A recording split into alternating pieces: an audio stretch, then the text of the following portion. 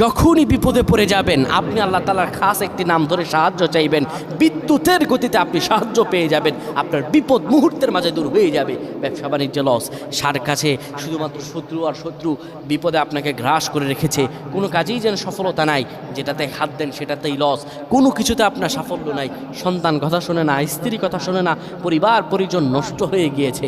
কিভাবে আপনি বাঁচবেন? প্রবাসে আটকা পড়ে গেছেন, আসতেও পারেন না, কোনো কাজও পাচ্ছেন না, আপনি আমলটা করেন। এটি আমার কথা নয়, বিশ্বনবী মুহাম্মদ রাসূলুল্লাহ সাল্লাল্লাহু আলাইহি ওয়াসাল্লামের প্রিয় সাহাবী হযরত যায়েদ রাদিয়াল্লাহু তাআলা আনহু, তিনি একবার মক্কা থেকে হিজরত করে যখন মদিনায় যাবেন, ঠিক সেই সময় বিপদে পড়ে যান।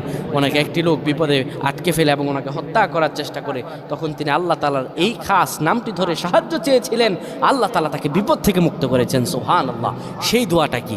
তিনি যখন বিপদে পড়ে যান তিনি বলেন, আগিসনি ইয়া রহমান।